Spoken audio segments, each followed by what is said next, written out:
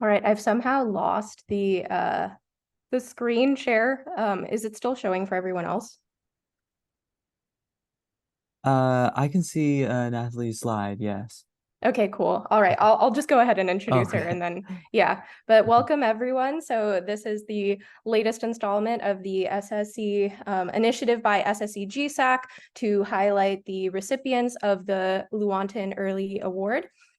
And it's my pleasure to introduce Nathalie Alomar, who is a third year PhD candidate in Dr. Martha Munoz's lab in the Department of EEB at Yale. She did her undergraduate degree at the University of Florida studying salamander skin bacteria, and she's currently interested in ecophysiological evolution, adaptive radiation, and herpetology. And with that, I will let Nathalie begin her talk. Thank you, Kathy, and thank you everybody for coming to this talk today. Big thank you to SSE and the SSE Graduate Student Advisory Committee for putting this together. It has been great getting to hear about everybody's work in the series, and today I'm excited to talk to you about my ongoing dissertation work on woodland salamanders. So as a roadmap, I'm going to start by talking about the background and some of the conceptual framework behind my work. Then this will lead me into my guiding questions, which my study system of salamanders will help me answer. And I have some initial results from this project that I would like to show with you all today. And then I'm going to end with the proposed future work, which a lot of this will be able to be accomplished through the funds from this award. So I'll start very briefly on kind of how I got into this research. And a lot of this started in my undergraduate degree at the University of Florida. So while I was there, I worked under a wonderful advisor, Dr. Ana Longo, and her lab primarily researches amphibian disease ecology. So I focus on chytridiomycosis, or chytrid, and this is a severe skin disease in amphibians. It being a skin disease, my work aimed at understanding how the number and abundance of skin bacteria in salamanders reflected their microhabitat usage, and how those skin bacteria were then able to inhibit the chytrid fungal pathogen. And what I found were that species from a relatively warmer and wetter microhabitat harbored this lower diversity of bacteria, yet had the most inhibitory activity compared to the other two species that I was looking at. Now, my time in the Longo Lab was really just a great introduction to research, to academia, and fieldwork, and it gave me a really important first view in how an organism and its pathogen interact with their environment, and learning about how minor environmental changes seem to influence the salamander or any organism, even on a microorganism level, made me think deeper in how an organism can be influenced by its environment. And importantly, it also formally introduced me to salamanders as just an animal, like this redback salamander that you see on the screen. And that really piqued my interest for a lot of other salamander work. As I moved on to graduate school, I wanted to combine this idea of how an organism interacts with their environment through physiology, but importantly, with this unifying evolutionary standpoint. And again, I became very intrigued by the salamander system itself. So over the last 2 years, I've worked in Dr. Martha Munoz's lab, whose lab works on discovering just processes that shape the diversification of reptiles and amphibians. And I've been able to go out into the field and see these salamanders in their natural habitat, which has been amazing, as well as conduct some experiments back in the lab. And today I hope to convey some of what I've learned and done over the past couple of years. So I want to start this talk by thinking of factors that influence the diversity that we see in species. And we can think of 3 key dimensions of diversity: species richness, ecological diversity, and phenotypic diversity as well. And each of these features can be increased or decreased across the lineage history, kind of like changing a dial. So on one end, we can think of this extreme example where we have high species richness, high ecological diversity, and high phenotypic diversity on all 3 of these dimensions. And this is what we see observed in adaptive radiations. An example of this is the anole radiations. And much of the diversity of the anoles arise from the development of ecomorphs. So in the anole radiation, body size and relative limb length of anoles are strongly correlated with structural microhabitat use. So for example, as you can see on the screen, the crown giant has this relatively larger body size, longer limb length that allows it to occupy higher up in the canopy compared to the twig anole that has the smaller body size, shorter limb length that allows it to navigate these distal end of branches. Another example of adaptive radiation are going to be cichlid fishes, and they diversify across many different phenotypic axes, like differences in coloration, body size, pharyngeal jaws, and a number of other features, mostly related to their microhabitats that the species occupy. We can just see a really nice example of all of this diversification right here. Now, another type of way that we can carve up diversification is through non-adaptive radiations. So non-adaptive radiations are these curious counter cases of adaptive radiations, which again have the same high species richness, but conspicuously limited ecological and phenotypic diversification. An example of this is the Batrachoceps salamanders in California, where we see this phylogenetic diversification with relatively limited phenotypic and ecological diversification. And another example of these non-adaptive radiations are these Achentinella snails, in Hawaii. And again, they have these high phylogenetic diversification with relatively limited phenotypic and ecological diversification. A lot of this is a allopatric speciation in these snails specifically. Now, there are many ways that we can carve up these three axes of diversity, like repeated parallel speciation, sexual radiations, and all of this can truthfully be a talk in and of itself. But for my purposes, I'm going to be focusing on non-adaptive and adaptive radiations, and specifically how we infer each of these different types of radiations. Now, when we infer these radiations, a lot of emphasis has been focused on morphological differentiation, whether that be the great morphological differentiation that we see in the anole lizards or the lack thereof that we see in the Batrachoceps salamanders. And this emphasis on morphological features can sometimes neglect the fact that species radiate along multiple phenotypic axes. And these patterns and rates of evolution are often going to vary among trait types. So essentially, where divergence in one phenotypic feature may be inert or slowed among a species, other phenotypic features could be more liable and diversify rapidly. And we have seen this happen before, even in this classic case of adaptive radiations, the anole lizards. So in these lizards, they're ectotherms, right? So thermoregulatory behavior is going to be an essential part of maintaining their preferred temperature. And the anole's ancestral trait is arboreal vegetation. So they're going to thermoregulate through just basking on a tree. And this works perfectly well at low elevations. They're happy, everything's good. However, at higher elevations, thermoregulating on a tree is just not sufficient enough to maintain their preferred temperature. What we see them do instead is thermoregulate on boulders at high elevations, and this allows them to again maintain that same preferred temperature. And this switch from thermoregulating on a tree to thermoregulating on a boulder has been shown to slow the rate of physiological evolution. So as you can see here, we have temperature on the x-axis, performance on the y-axis, and the lighter blue is going to be the high elevation species, and the darker blue is the low elevation species. And we see that the thermal preference is essentially the same in both of these species, again emphasizing this slower rate of physiological evolution. Now, at the same time that the switch onto a boulder slows their physiological evolution, we still see a faster rate of evolution in their morphology.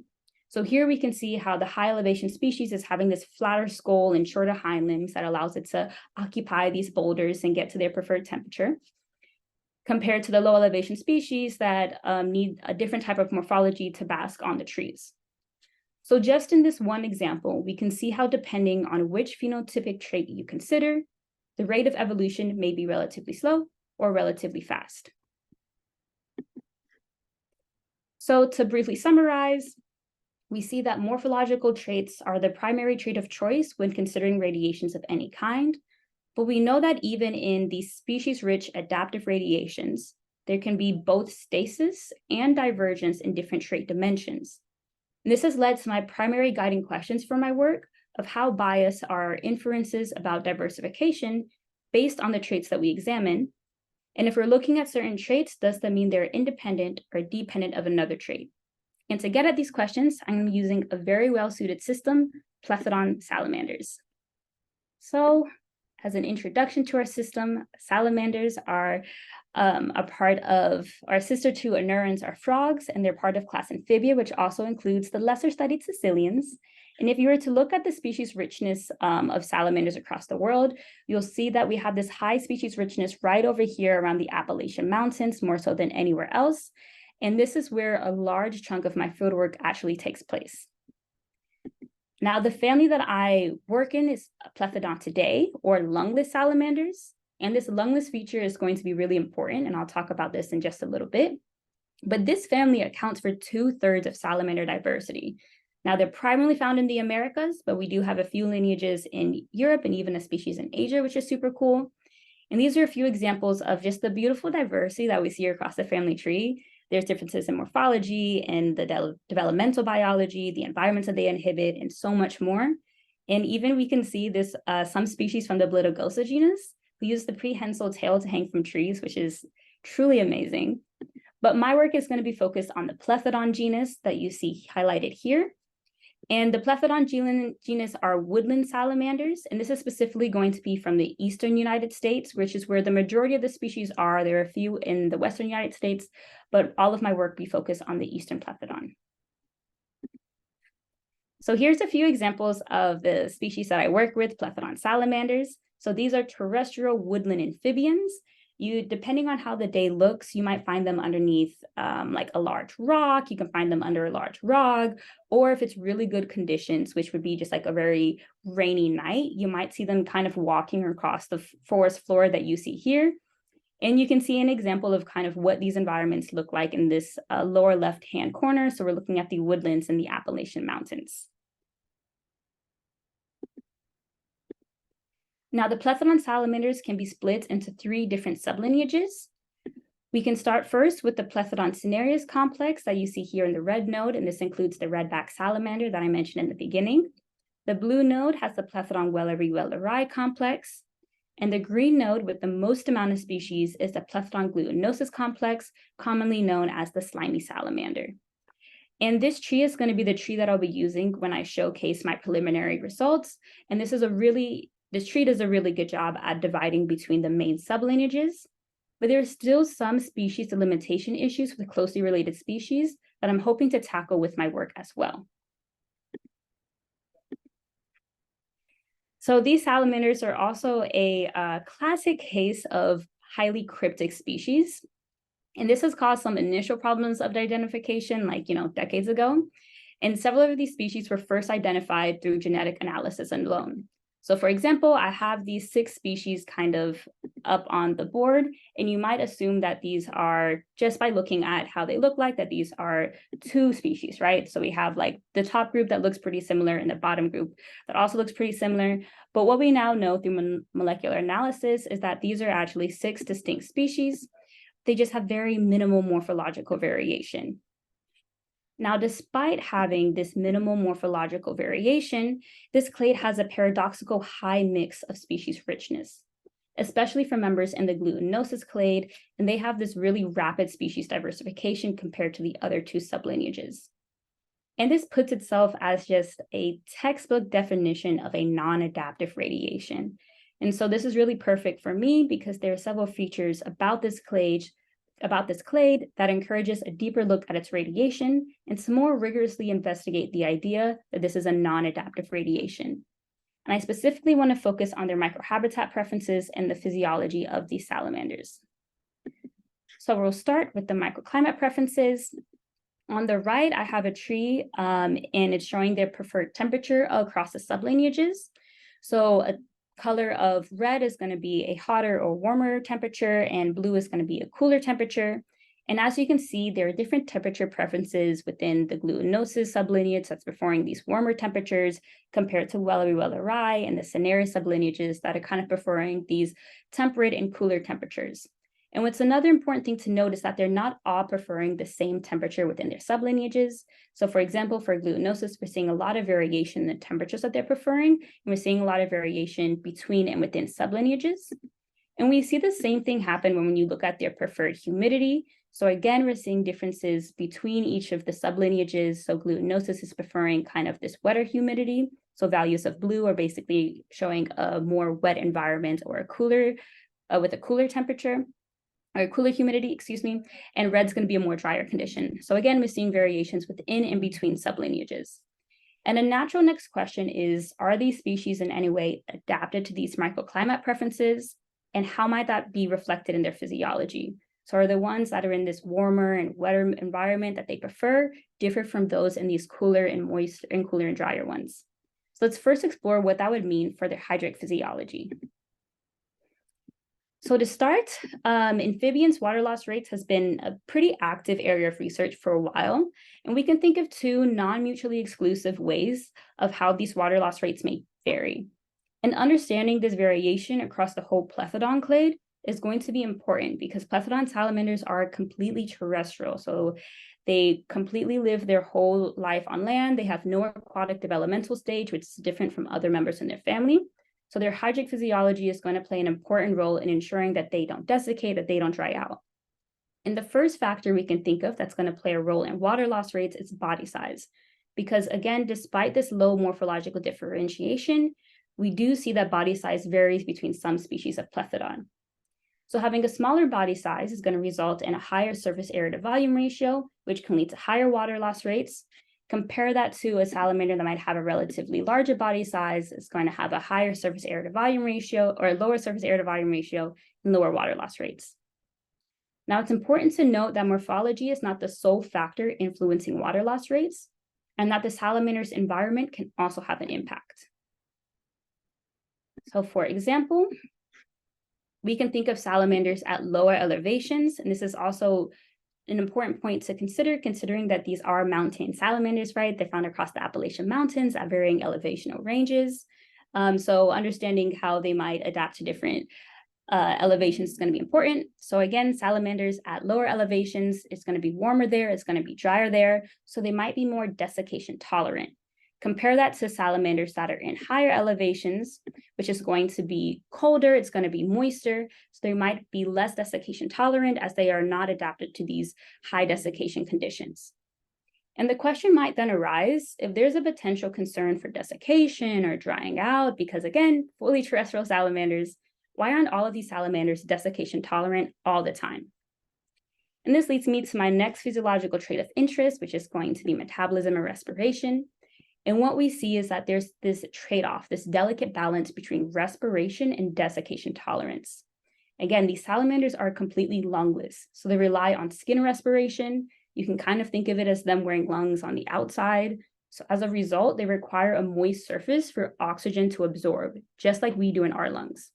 So consequently, having these higher water loss rates, which again could be potentially detrimental if they're in a very environmentally challenging environment, but it can also lead to increased respiration.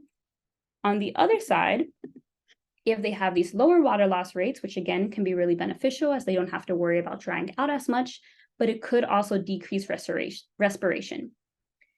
And this trade-off has been observed in several species within this clade, particularly in more challenging environmental conditions.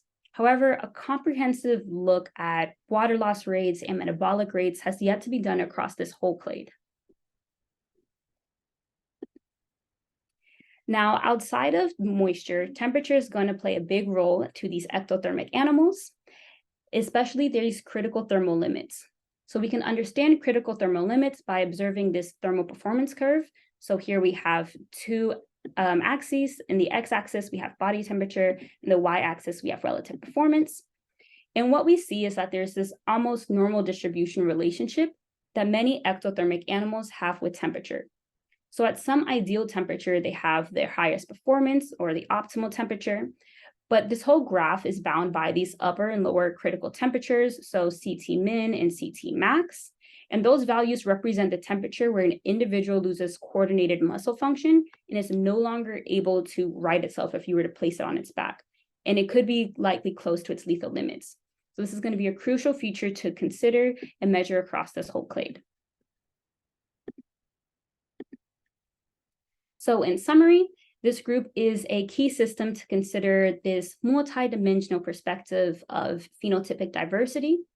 due to the fact that first, they have these microclimate preferences that has been shown to vary across this lineage in many different ways, and that their physiology hints at different areas of potential diversification from research that has been done in a couple species. But in order to really explore this question, I need to collect a good amount of data that I have been collecting and I'm still continuing to collect. So I'll go through some of the data that I'm collecting now. And I'll start with the environmental data, because in order to contextualize any physiological patterns or morphological patterns that I may observe, I need to understand the environment that they're in, including factors that may influence temperature and moisture. So when I go out there, I'm collecting relative humidity, dew point, the wind speed, elevation, of course, soil temperature, air temperature, and the substrate that the salamander is in. So it's underneath the log, it's underneath the rocks, it's just in the leaf litter. And this allows me to really identify the microclimate that the salamander is in. And this will look something like this. So here's a few photos kind of showing what the fieldwork looks like. We're normally going on trails in the mountains and looking at salamander or looking under rocks in areas that we're gonna find salamanders. And normally it looks a lot darker than this because we're doing nighttime herping or nighttime collecting, since these salamanders are completely nocturnal. So it's a completely different activity levels that you see if you go in the daytime versus the nighttime. So it's really just us salamanders and headlamps, which is always nice. So once we have these salamanders, I bring them back into the lab and they go through just a nice little trial of physiological experiments. So we have water loss rates, metabolic rates, and 3 thermal physiological traits: CT-min, CT-max, and T-pref. Now for CT-max, how we do these experiments, again, remember that these critical thermal temperatures or an animal loses its locomotion function to right itself. So what this looks like for the CT-max experiment is putting the salamander in this little water bath, and we have a heat lamp on top of it, and we're very slowly going to heat up the water. Then we start flipping the salamander onto its back until it can no longer flip itself over. Now for CT-min, this is something that's very similar, except we put it in a falcon tube because we're going to add ice into the water bath. And again, we're just going to slowly decrease the temperature. And so we're going to flip the salamander in the falcon tube until it can no longer right itself. Now, for the thermal preference experiment, it's a little bit easier on the salamander. We essentially have this gradient of temperatures, and we have a completely moist environment where they can walk and decide what temperature that they want to be in. And then over the course of about 2.5 hours, we're measuring the temperature of the salamander in this time. Now, the thermal physiological experiments are a little bit more straightforward, but I do want to take just a quick second to walk through how we collect our water loss rates and our metabolism or gas exchange rates. And to do this, we're going to use a respirometry machine. And we start with controlled airflow going through the machine that is then saturated with water vapor pressure, as you can see here. And then that water vapor pressure is regulated by a specific dew point. And this essentially allows us to control how hot, how wet or dry the air is. After that, it's going to be broken into 8 different tubes. So 7 of these are going to have salamanders, and 1 of them is just going to be an empty tube for baseline. And all of these are going to be in a temperature controlled chamber. After that, each of these chambers are read 1 at a time over the course of 3.5 hours, including our baseline. And from there, we're able to collect our water vapor pressure and our percent CO2. That is then we can extract using a software called Expedata and convert into water loss rates and metabolic rates. And what this essentially just allows us to do is get really precise measurements of water vapor and percent CO2. But it also allows us to control for the temperature and vapor pressure deficit, which is just how dry the air is. So when we're doing our water loss rates experiments, we run them at 3 different temperatures and 2 different vapor pressure deficits. So we have from 13, 17, and 23 degrees Celsius. And then the 2 different vapor pressure deficits is essentially a drier condition and a wetter condition. And this allows us to get a broad range of environmental conditions and to understand how they're losing water and if it changes in these different environmental conditions. And then for the metabolic rate experiments, we're doing them just at 1 temperature because we just want resting metabolic rate. We don't want them to be dried out or anything like that. We just want to know what their resting metabolic rate is. Now, we're also, of course, going to collect morphological data since these can also be tightly correlated to physiology. So I'm going to be taking all of these linear measurements that you see here to describe body size and also body shape. and this will be a relatively more straightforward process than the physiological data. Lastly, I'm also collecting tissue samples from all these salamanders, and we'll use phylogenetic analyses to derive a more robust modern perspective of speciation in this radiation through ultra-conserved elements, or a UCE phylogeny.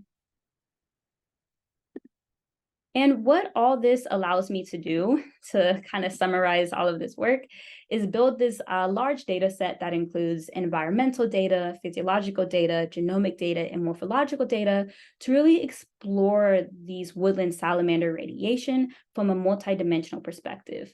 And this will allow me to answer this broader question of, is ecophysiology a quote-unquote hidden dimension of phenotypic diversity in woodland salamanders? So now I'm going to go through some of my preliminary results that I have. I'm going to start with our thermal physiology, in particular CT max. So as a reminder, CT max is that upper thermal limit for locomotion, or you can just think of it as heat tolerance. So on this trait map, warmer, redder colors indicate a higher heat tolerance, and cooler, bluer colors are going to indicate a lower heat tolerance. And I'll add that for both heat and cold tolerance, which I'm going to show next, we currently have a limited amount of data, and our statistical confidence is pretty low at this stage. But with that being said, phylogenetic signal in heat tolerance is pretty low, and we're starting to observe some variations within the glutinosis clade, which is really the only clade we can make inferences is, as we only have one other species from there. But like we see some differences in the sister species, and it'll be interesting to see how this continues to shape up, if we're seeing any differences continue to see differences with the sister species as we add more data to this. And we see something similar going on when we look at their cold tolerance. So again, for here, a value of red is going to be a warmer temperature and blue is going to be a colder temperature. And again, we have this low phylogenetic signal across the clade. We're seeing some variation within the glutinosis clade as well, but again, pretty low statistical confidence to see if this is going to maintain or not maintain. Now, on the contrary, for our TPREF values, we actually have a lot more individuals and a lot more species here, as most of the salamanders that we have collected have gone through the TPREF experiments. And the majority of the TPREF values, the thermal preference values, tend to cluster around 17 degrees Celsius, and there are a few exceptions of species preferring slightly higher or slightly lower preferred temperatures. And when you look at the raw data, really, a good amount of variation is actually a lot of variation with individuals of the same species. And sometimes in some of these species, they have a very wide variety of temperatures. But still, we're seeing this low phylogenetic signal. It is noteworthy, though, that most species favoring these slightly warmer temperatures are in the glutinosis sublineages. And these are mostly salamanders from the southern Appalachian Mountains, and these are also the salamanders that have been found to kind of prefer these warmer temperatures. So it is an interesting point to see, and again, once we add more data, we can see if these patterns hold. Okay, so now we'll move on to our metabolic rates. So this is the residuals between metabolic rate and body size. So this has been corrected for body size as well. And the warmer, redder color is going to indicate the higher metabolic rate, and the cooler, bluer color will indicate a lower metabolic rate. And we see that the phylogenetic signal is a bit higher for metabolic rate, with species you can see in the cinereous clade exhibiting this lower mass-specific metabolic rate compared to species in the glutinosis clade. And we see that the glutinosis clade is going to have a bit more variation, especially between closely related relatives. So you can see kind of these 6 or so species over there, they have a lot more variation in this mass-corrected metabolic rate. But overall, we are seeing some differences between the glutinosis clade and the cinereous clade. And this is also echoed when we look at the resistance to water loss rates. So that is what you can see here. So here, again, warmer colors are going to indicate species having higher skin resistance. And this means that they're more desiccation tolerant, so they're losing less water. And cooler colors are going to have species having lower skin resistance, meaning they're less desiccation tolerant, so they're losing more water. And skin resistance really accounts for a lot of biophysical differences that might occur between the salamanders. So it's controlled for body mass and a lot of different factors. But we can think of it as having higher skin resistance, just more desiccation tolerant, lower skin resistance, less desiccation tolerant. And once again, the glutinosis clade is exhibiting the most variation. So for example, we can see here in Plethodon catawensis and Ouachita, these are actually the only two species that I have collected so far that are in the Ozark Mountains in Arkansas. The rest of the species in the gluinosis clade are really found in the Appalachian Mountains. So we're seeing that they have like a lower skin resistance compared to the other gluinosis individuals. And again, if we're looking compared to the cinereous clade, which tends to be a little bit lower than what we're seeing in the gluinosis clade. So in terms of the physiological data, we're starting to see a few patterns show in their thermal physiology, but generally not as much variation in the thermal phys. While in the skin resistance to water loss and metabolic rates, we're seeing much more variation among sublineages. And this could be due to potentially the trade-off between skin resistance and respiration that I mentioned earlier today being an important driving factor. However, there are still other avenues that we want to explore, like looking into elevation and air temperature and other different environmental factors that could influence this as well. Now, the last result that I want to show you today is the rate of evolution for the resistance to water loss rate values and a couple morphological features. So here we have this skin resistance to water loss, hind limb length, head length, and forelimb length for a few species that we have. And as you can see, we have found the physiological traits to be evolving at a much faster pace than the morphological traits. Now, of course, there's a lot more to explore here, as I'll describe shortly, and I'm planning to use funds from SSE to complete a lot of this species sampling. And once I have those data, I hope to explore patterns of physiological evolution in greater detail and test for canonical signs of adaptive radiation, looking at diversification through time, rates through time, and other approaches. For example, I plan to use the node height test as one of these, which essentially tests for accelerations or deaccelerations in trait evolution by comparing the independent contrast for a trait with respect to the node height. So a significant relationship can imply that the rate of trait evolution is shifting through the tree compared to more than what we might expect with Brownian motion. And a late or an early burst of evolution are indicated by the sign of the slope of the line that we see here. So a negative slope could be an early burst of evolution. This can imply that a trait evolved rapidly during the early stages of a clade's history, and it starts decreasing as niches become filled. This is one sign that has been used to show that it could correlate with adaptive radiation, and a positive slope could suggest that a particular trait has evolved or increased over time later on in a clade's history. Now, the rate of evolution in looking at the trait evolution is still very preliminary. What I do want to point out is that there seems to be something interesting going on with ecophysiology in the woodland salamander. And I think even with what we're able to observe now highlights that just because one aspect of the phenotype is not evolving very fast, doesn't mean that all of the other traits are inert. So in summary, my current data is pointing to more variation in this hydric and metabolic physiology, especially when we're comparing it to the morphological data. So I'm pretty close, but not yet done with kind of collecting data for this whole data set to be analyzed.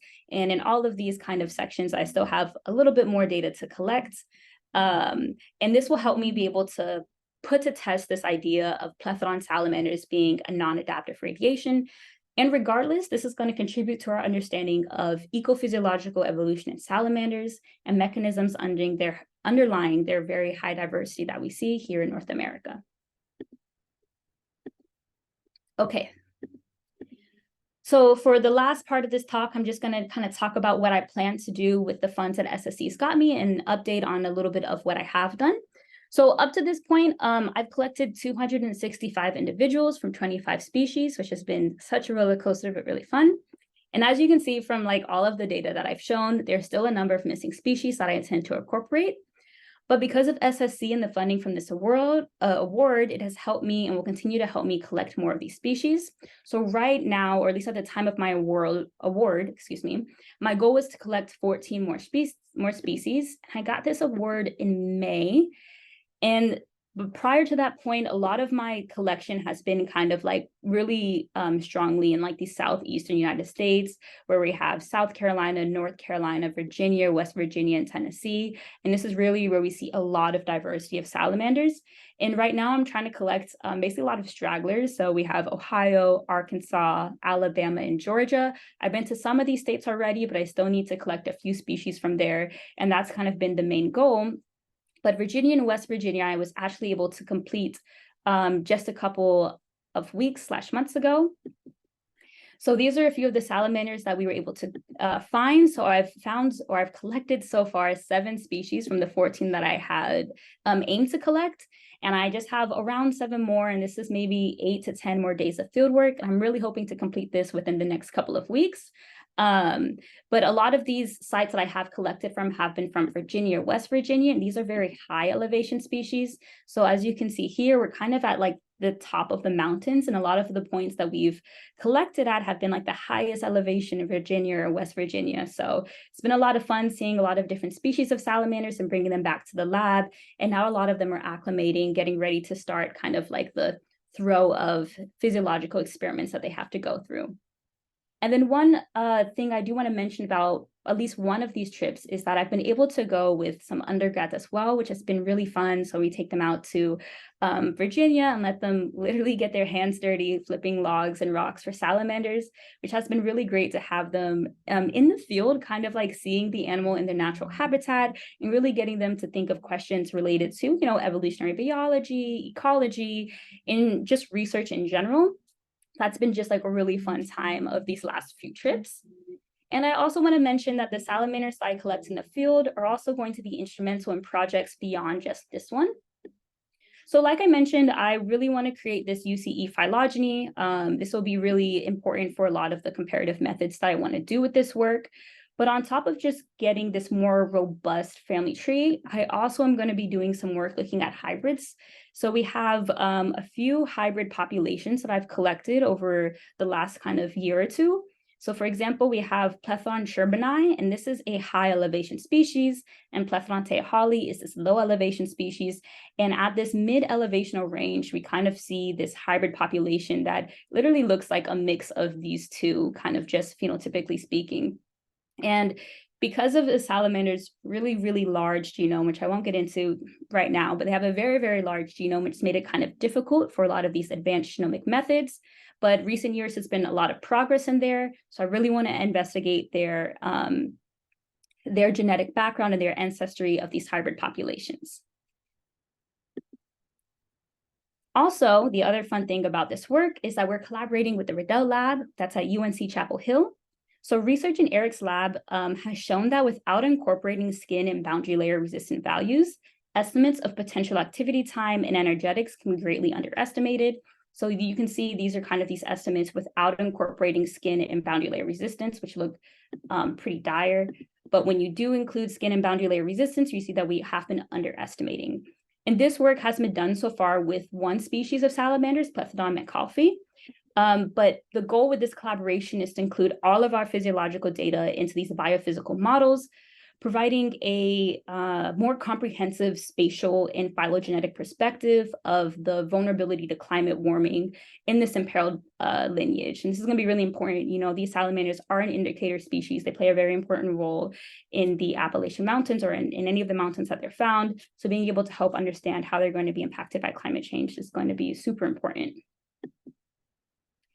And then finally, I just want to end with what I hope my work can do. And I hope like this work on these adorable little woodland salamanders can emphasize that evolution is a multidimensional phenomenon and that our biological inferences about diversification should better embrace and anticipate like these complexities and nuances among these different trait dimensions. And to be very, very clear, my intention is not to say that non-adaptive radiations are adaptive or vice versa or anything like that. But really what I want to emphasize is that our understanding of a system is going to be dictated by the perceptual lens that we apply. And that sometimes, and perhaps often, the inferences that we make could dramatically differ depending on the traits that we examine. And finally, of course, I want to have a bunch of gratitude to all of my funding sources and to the Munoz Lab, past and present, to the Riddell Lab, and really a major, major shout out to a lot of summer undergrad interns that I've had over the last 2 years that have really helped collect a lot of this data and make a big push for it. So big shout out to my undergrads as well. And then I will take any questions.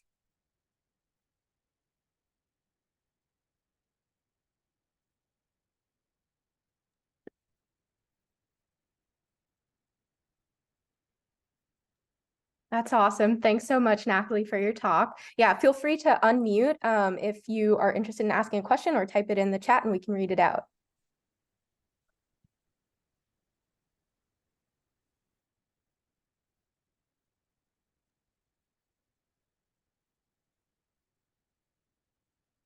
Yeah, I just had some questions. So like I had a methods question about the salamander flipping. Mhm. Like are there other things besides the temperature that could influence its ability to flip? Like they use their tails to flip, or do they not? I don't know how they. No, for the most part, if you were to flip them at just like room temperature, right? Like most animals, they don't like being on their back. You have a lot of vital organs. Like this is just not an ideal position. So they're Mhm. just gonna move. And that really has to do a lot of coordination, like with your brain and the muscles and everything like that. And essentially what we see when they're at kind of like their thermal limits, and we do kind of probe them sometime, especially with CT Max, like they might be like this and they won't flip over. You touch their tail, they're like, okay, I'm gonna do it. But at a certain point, they're just like, I'm just too hot or I'm just too cold and I don't care anymore. Like I'm just going to stay on my back. So it really is more like the strongest thing that we see correlated with it is temperature, because they're just not into it. Gotcha. So as you're approaching those highs and lows, you've already been prodding them. Yes, for Gotcha. like the last couple minutes or whatever. As we kind of know what it will be like. So we just do it, which I'm sure isn't fun to them. But then we know at a certain point they just completely tap out. Not completely.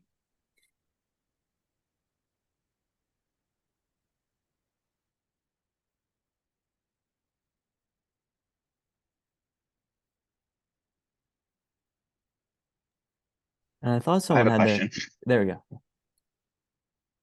Sorry, my lab mates were talking and now I'm in the class. There we go. Sorry, Nathalie. That was an amazing talk as always. I'm always so blown away by all the amazing work you do and how well you communicate it. And several of us noted how you lit up when talking about the salamanders, which is always nice to see. Okay, my question's very broad, so apologies. But I'm so inspired as a microbiologist by how you are trying to look at these salamanders from the organism's point of view. To try to find traits that are relevant. So I was just hoping you could just wrap on maybe the importance of like natural history or just like sitting and observing your organism on trying to find important traits to examine for looking for these adaptive radiations. Yeah, no, that's a great question, Noah, and thank you. That's so kind as always. No, that's a great question. And I think that it's like, right, in the ideal world, you just test everything, right? You just get all the traits possible and then you can really understand it. But that's the ideal world, it's pretty impossible. And I think with a lot of these other kind of classic case of adaptive radiations, morphology is just so obvious, right? Like it's there, like they look different, right? And it's for the physiological stuff, it's easier to actually like measure as well too, if you're thinking about when these adaptive radiations were first discovered. But I think when you think of, even trying to compare like lizards to salamanders, right? There's a lot of differences there. And I think with these salamanders, they kind of provide this good narrative for why that might not always be the case, and kind of just thinking of like, why am I interested in like this trait? Is it because everybody has been interested in this trait? Look to the history of it versus like, how is this actually relevant to the questions that I'm asking, what I really want to understand about the organism in and of itself? And I can definitely say that even with the salamanders, like being out when it's been very, very dry for like the last, I don't know, 2 weeks, it is pretty pathetic to like try to look for them. It's very disheartening versus it rains one time and it's like a completely different atmosphere almost. Like there's salamanders crawling around. Some of them even climb trees if it rains like hard enough, like a little bit, like at least a foot off, which is kind of crazy. So I think it's also being able to understand your organism, really think about why I'm trying to study what I'm studying, and think deeply about the why of your questions. I think it's easy to kind of like just kind of go with the flow. I'm like, oh, I was told to do this, I'm just going to continue doing this as well. But being able to understand like, why am I actually thinking about this? What's the importance? Like, is this really the best way to get at it? I think would be the biggest thing that I've gotten from the work so far. Thank you so much. We have a question from Tyler in the chat asking what kind of sample size you're working with for each sublineage. Oh, yeah. So for each of the sublineages are a little bit different because like I mentioned, glutinosis has the most amount of species. So, and again, this tree isn't the best to really denote the different species. Glutinosis has the most species, and so we're going to see probably more variation just because of the species itself. Cinereus and Wellery tend to have a lower amount of species. But even within, so again, I don't know the exact numbers, but we're dealing with around 10 to 12 of Plethodon cinereus. There will be some species we just can't get because they're endangered, of course. Wellery has a lot less than that. So we're looking at around 8 or so, and glutinosis has, I want to say, around like 16, 18 species. Which is also kind of the interesting point because glutinosis, a lot of these species like diversified very, very rapidly compared to the other two sublineages. So I also wouldn't be too surprised if a lot of the differences that we see or a lot of the driving forces for this diversifications kind of centering around the glutinosis clade. We might not really see a lot in the Cinereus Wellery clade, maybe just because of how many species there are alone or a few other different factors. But so glutinosis does have the most amount of species. Within each of the species, we are getting around 10 to 15 individuals per species as well.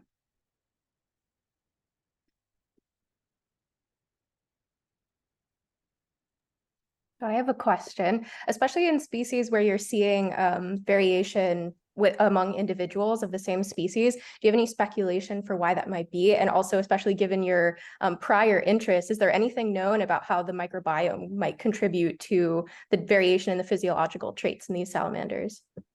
For some of them that have the variation within species, I think a part of it is that some of their range sizes are pretty insane. So like there's this one species, the redback salamander, can be found, like you can find it here in Connecticut, and they can find it like all the way kind of like in this range.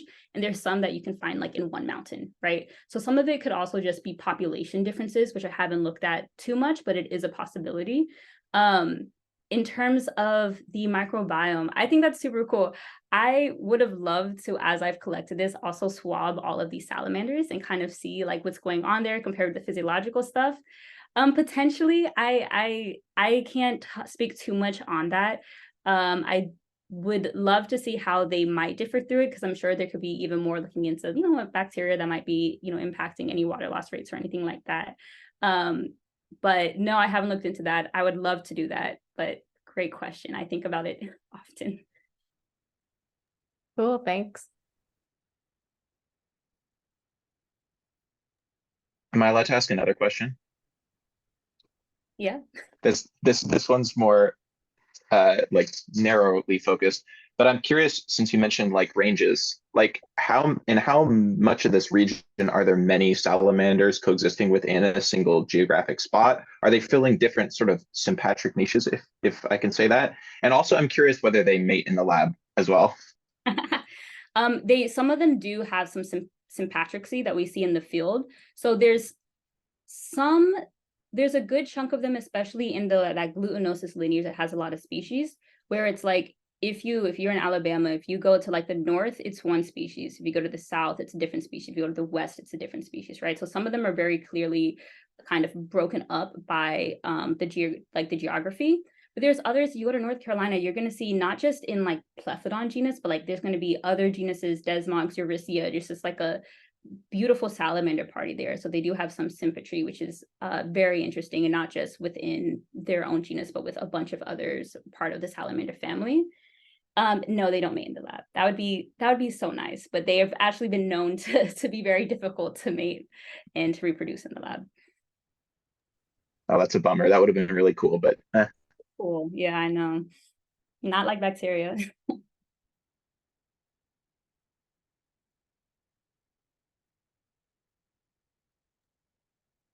I was just wondering, once you have those UCE phylogenies, would you redo your analyses on that one that you built? Yes, definitely. The tree that I have right now, there's just a couple species that are just not even included into it that we do have in the lab. Oh, wow. So yeah, so even just like, I'm adding branches now, but that's not, it's just for preliminary stuff, right? So for the UCEs, we really do want to get every single individual and also make sure that we're identifying them correctly as well too, as like a sanity check. So definitely going to be doing everything over with the UCE phylogeny.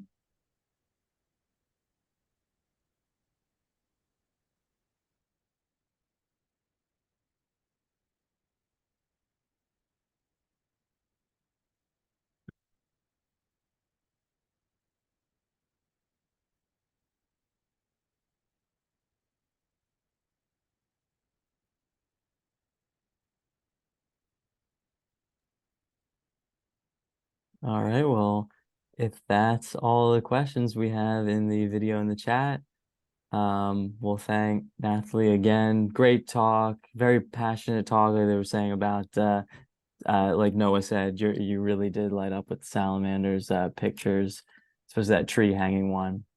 And we will see everybody again on Monday for our next Greg seminar. Thanks so much. Yes. Thank you, everybody. Have a good day.